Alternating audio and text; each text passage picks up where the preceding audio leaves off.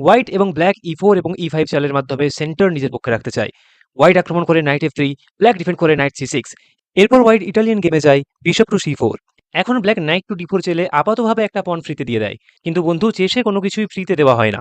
এখন সাদা ঘোড়া E5 এর পনটিকে ক্যাপচার করলে আমরা চালবো কুইন টু G5, এর সঙ্গে সঙ্গে আমরা ঘোড়াটিকে আক্রমণ করছি।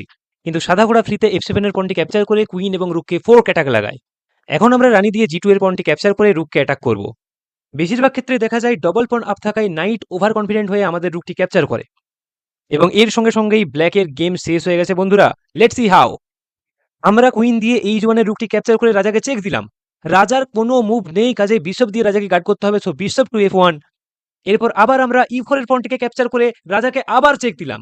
আবার বিশপ দিয়ে সেভ করতে হবে, তাছাড়া কোনো উপায় নেই, সো বিশপ টু E2। এখন আমরা চালবো সবচেয়ে মোক্ষম একটা চাল, নাইট টেক C2 চেক। এখন যদি রাজা F1 স্কোয়ারে চলে যায় তাহলে কুইন টু H1 চেকমেট।